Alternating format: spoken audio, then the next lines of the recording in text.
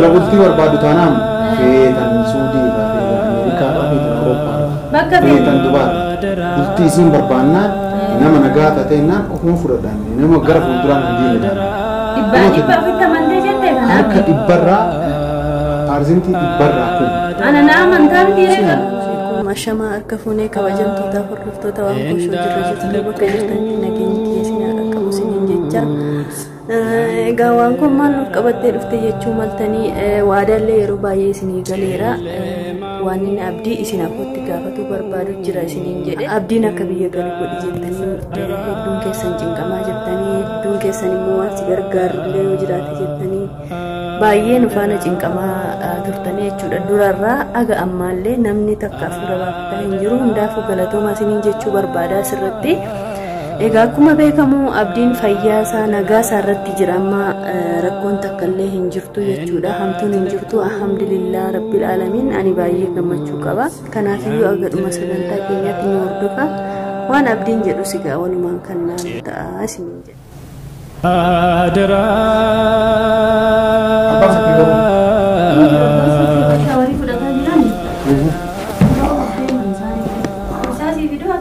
La, nabi. Rasanya Rasanya. Didden kan ini basi kau tu kan asfaina. Ma gori. Accidente. La dura isan tu mana ana olche of na sodachi sewan man kun na kodem. Wallah mamma nille se gudi se berbaka sitti si abdade. Damma amma yero murasa boda mana kiyellen fudada. Inshallah. Inshallah la adikama inshallah bismillah lakin inshallah chon dirkamu. Esa walte duftere sumaynu. Enno dawr maga tideme wala duwa. Wallah. Wallah garama. Ba kumar ki demmo demte wanyati ne esa La mana kiyelle da keti. Dagde? La da ko fachi gayeti. Namno ikrara na deesi. Ko bande min ati natti mi wana kasi Ma ko bande inde wala ma. La ko bande. Anjalati di su inde o gan lamu mana sankis tasga binjira do.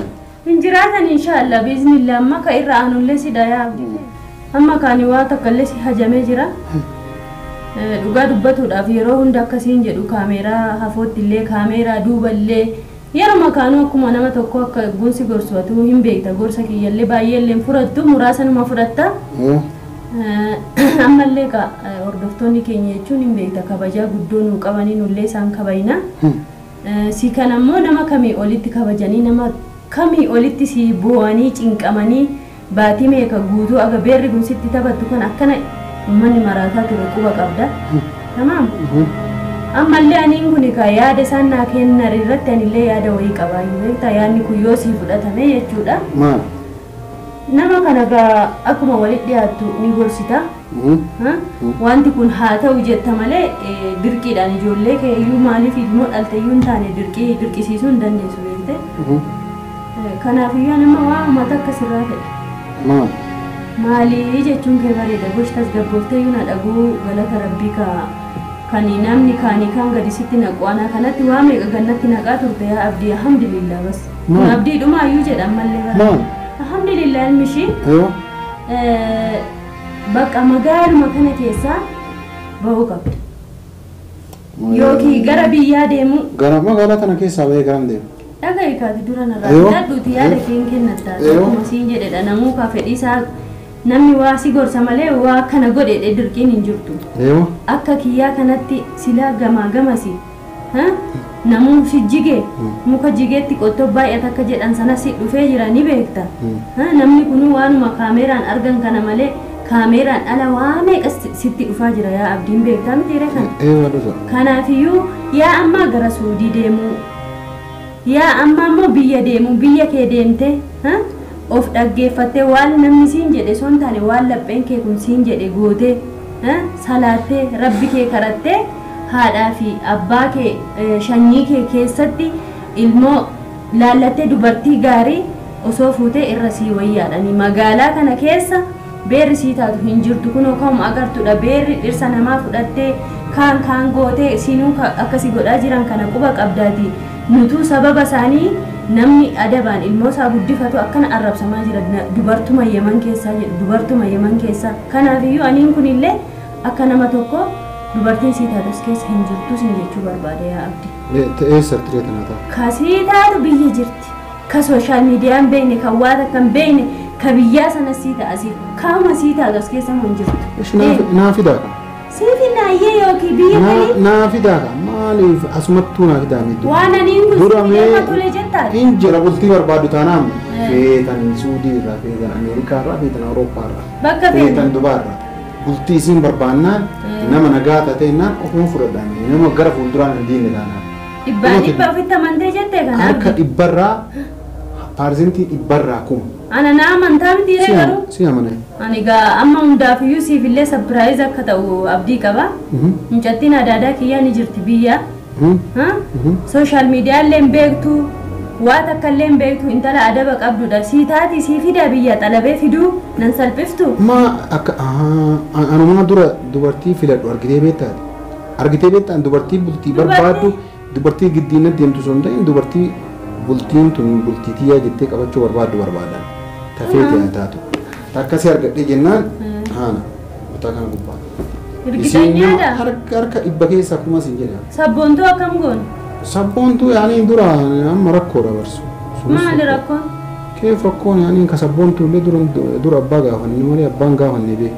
Hin gaafanne jenne kasumatu qoyin tasgabbaaf dhaggeeffadha sabkee bar wanti na jarjarsu hin jiru. Amma rakkoo. Waan sirreeffadhu qabaa jette malee ansi gaafatu didee sallee hin dinne. Laa hin gaafatta abbaan illee reefuu dhufee hin tasgabboonee inni horan baafannee amma kanuma malee amma rakkoon xiqqoo. Ani kun egaa akkuma siin jedhedhani waan ati jaallatte sii jaalladha garuu magaalaa kana magaalaa. Dura mee sabboontuu qo'e akkasilee mee sabboontuu illee nageeffame yoo abbaan sabboontuu tole jedhe. Akkasii yoo abbaan sabboontuu ammoo ijabattuu irraa wannaa jenne taatinaan jettu san fida. Mutaakkid. Kee mutaakkidaan kan taffeete maali mootii adaadaa ta'e yaada mootii adaadaa ta'eetii miti taffeete maal ta'e maaf sidaa miti. Laan hin barsiif bakka jechuun waan wakeerii kana yaadudha. Ilmaayyuu ijoollee biyya kana hin jirre amma yaadni kan kee dhugama anuu yeroo tokko tokko yoo taa'ee jedhe ijoollee biyya kana hin jirre irra fedha. Maaliif biyya kana hin jirre sharri akka biyya kanaan qabanii si galaana raaddii harree waliin ooltu maalii baratte akkuma jedhan sani waan kanuma waan biraatii miti. Dhuguma amma dhugaa haasaa hartaaree abdi.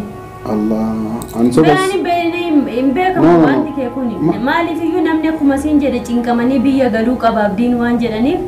Anama laa cinqamee biyya galuufi maali eenyutu biyya haa galuu jedha. Nama hunda siin jedha nama keerii kee yaadu nama si jaalatu. Kalaas namni na jaalatu natti arfu asitti. Namni na jaalatu kun asitti manii namni na jaalatu kun isa abdii wajjin jiraachuu barbaadan ni jedhu. Paaspoortii ofiitii suuraa ofii si ergee haa dhufu ana fixaaf waa hunda si. Ayyee atiin fixaa fi amma barwaan si galle tokko jira abdii amma ani mucattii hollaa kiyyaa kana faana haasa'aa turre ati quban qabdu dubartoota na faana jiraatan kana maan beektu sanati. Yani ubattee waan beektu natti hin fakkaatu yoo oguma seentu argitee salaam aleekum waliin jette malee isaa hollalaa hiriyoottan kiyyan jirani dallaa kana keessa. Tamam. Magartuun kalee dhuftee ulaa dhodhooftee tamam. Mucattii kana waan akka jette beektaani waan ani asii bahii siin jedhuuf kanaaf waan olii gadillee hin deddeemiini fayyaalummaa kee kana nama dhamaniini nama harkaallee waa fuutee hin qammasiin siin jedhu amma kanaaf. Maali jechuun bareeda ati omaa siin galu dubbiin. Maali naa galaana himaa qaba sonaanii wanti naa gala. Si himaamma magartuun gaa akkuma siin jedhe ulaa dhodhooftee nu akka saatii dalagaa keenyaan beekti waan hundan beekti mitiire silaa asitti zabanyu mataa teetti ishiini. Mucattiidhaan jetteeni ana doolaara 200 sii kenna. Hojiin ati naa hojjettu hojii daqiiqaa miti sakandii takkaatu jechuudha. Maali jechuun warruma haadha sabkee barkana. Bakka isaan gaaza keewwatan bakka isaan waxii keewwatan hin beekta yaa amma hunda isaanii naafixxa yaa hamma ammoo suuta jettee bakkuma haati sabkee barqadaa keessee fi manaa baatu diiwaana sana ani hin beeka atillee ni beekta summii makee sanaa kaayii jettee summii si ajjeesuu sanaa miti mastafaaqirii jedhan san kana jaalala qabsiise ka jaalala si qabsiisee magartuun ala dubartuma kana sitti mul'ifdee keessa naa godhaa jettee ammallee oduu olii gadoofaa jirti yaa abdii. Fayyi jettee of hin dagatiini obboleessa kiyyaaniin kun wallaahi si faana dararame annamuma kanaan amanu nama si cinaa obboleessan kiyyaa maal godha biyya gali bakka biyyuma galuu sii wayya biyya galee maa wajaartee way qabaa biyya fuuta si fuudhani warri kee maaliif du'an keessan fuudhani maali osoo hin taane namni baddura waa qopheeffatee jaaza godhee achiin booda namni saganteeffatee akkasuma galamalee hadduma waan ta'uun illee wayii ta'a hin ta'u. Suutumaan ta'ii bamma siddoo si wayyaa kunuun agartaa namtittiin si ciiftee si bulaan jirtu. Doolaara 200 sii kennaa. Doolaara 200 nafsii kee kana siin taphatu heddi deebiftee ishiin amma ati durallee ofirraa nuti quban qabnu seete malee ishiin kun amma kasobxee si barbaaddee jettu. Laa durumaa waan guddaa balleessine durumaa. Maaliif? Amma jarri abdiin fayyee maal jechuu kanaa dhagaanii kan fayyina wannaa jedhan jechaadha. Duraayyuu fayye jechuun maaluu dogongora guddaadha. Maal abbaa isaanii isaan sodaata. Lammaffaa immoo sodaa magartuufa biyya kana hamba doolaara 200 miti osoo doolaara miliyoona an safara siin ga'u nama karaa isiitiin dhufeen affeeruu miti warqiin affeeruu. Nama karaa ishii qofaa miti abdii. Anuma kanaa meena shakki jedhaa miti an dura ogguun si gorsu anuma kanaan an amaniinii siin jedha. Tamam, namuma kamuun amaniini harkaa fuutee bishaaniin dhugiini hin beekta bishaan kana bananii deebi'essanii summitti godhanii ashaganii namatti kennuu danda'u gizee badaa keessa jirra siin jedha obboleessa kiyyadha. Ati magartuun sodaadhu namni fuuldura namatti dhufu hin sodaatu garuu harka duubaati waasi godhu marfeesi diruu danda'u namtittiin anammaati na dhaga'uu didda malee yaa abdii viidiyoo qullaa namti tokko biran jiru jedhi. Viidiyoon qullaallee biran jiru. Ishiin amma qophiirra jirti akka haaraa si waraabuu hin jiru namanii na jiraadhiis nama dhibbaan dhibbatti argina himee dhibbaan dhibbatti maal abbaa ishii si gootire yoo jiraates jiraate maan nan goone maal si gooti homaa si gootu garuu nama biyyuma viidiyoo nama akka gadhiifama haaye maan nan goone isaa haaye nama meeqatu nakkola nama meeqatu ma ishiittuun golfine dubartii akkana gadi hawwitee akkuma namni na jaalatu jiru namni na jibbu jira kana bee hin beektamu kuma nama jaalatu jiru nama jibbu jira waan jiru. Hinjira amma ati mana kiyya sana deebi'a akkas ta'a jette mee akkuma goote mana sana deebita lakkii abdiin miidhamte. Qiin deeba qasba'annaa deeba funyaan isii moo'atti samu jirtu iyyuu mana sanii gadi baasu duutuu isii hin argatu. Obseeni dhageeffatu obseeni isii waan hunda narratti raawwatteeni ima jalaa jal'iseeni eegatitti jirtu iyyuu mana sanii duutuu isii hin argatu.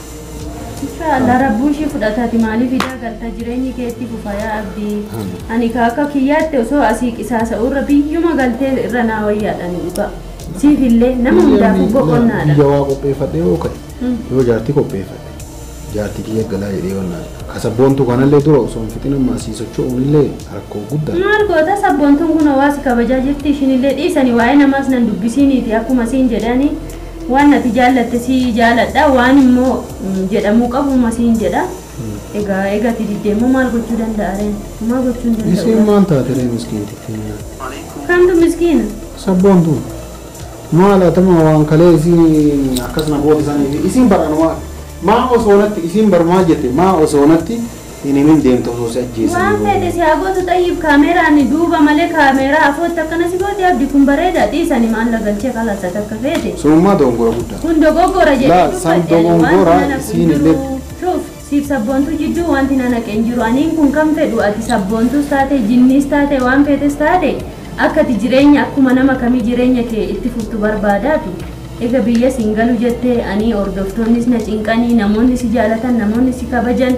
Mucaa kana adaraa amaanaa sitti haa ta'u hin gadhiisin naan jedhanii jiru aniin kunillee ammallee yaadaanis waan qabuunis si cinaa jira har'as burus garuu akkuma nisiidhaamu kana yeroo hunda jecha kiyya kana qalbii kee keessatti qabadhuuti namuma kan amantee harkaasin nyaatiin huccuu kees bakkuma argitetti hin gatiin namni waa karaa baay'ee si miidhuu danda'a namittiin kun doolaara 200 namaata daraadaraa jettu kun lubbuu kee si baastii siin jedha beektaa. Tole jedhee bara anamma dhageeffa waadaa siiseen amma hadha galinaan jettee hadhan galu takka lammaffaa ammoo yoo dubartii qopheeffadhee jaartii kiyyaan beeke itti gala jecha maaliif jaartiin kiyya qabeenya kiyyaa mire jaartii kiyyattiin gala jaartii kiyya qabasan jedhee itti gala jecha yoo ammoo ati na argitee asin naa dhuftu taate namni tokkochi natti dubartii osoo fuudhe kun abdiin tun jaartisaa jedhanii namni tokko ol jedhee Inshallah. Magartuu nama akkanatti ol taatee kuwaa sinirra dhiitu tuni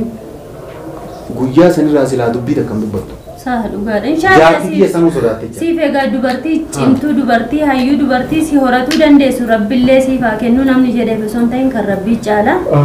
Inshallah du'aayii godhadhu zimmettee taa'uu osoo hin ta'in du'aayii godhadhu salaatii salaanni bareedaa. Tola. Rabbi keetti deebi'i. Laala atammoo isin ammoo galatooma dhugaa dubbachuuf anillee sadarkaa kan akka qabuuf namni na gargaaraa ture isinii ammoo waan kana nagargaartan jedhee isin ibsuun hin barbaachisu. Barbaachisu rabbi. Dhugaa dubbachuu akka magartuu tana taqduu akka wannaa kanatti bararraaqaa sodaataa ture.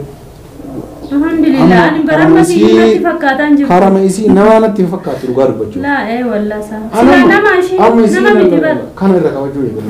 Wallaa nama miti bee magartuu. Mara kiyyaallee ammoo akka itti baasu nama beeka. Maa poolisii funyaan qabee baasa. Irra aanna poolisii maal fiddaa? Garuu dhageeffadhu jarri akka nuti nu fedha. Akka nuti ufa fedha. Nuti wanillee gowwaa. Mana hidhaa si galchuuf. Hin beekaa.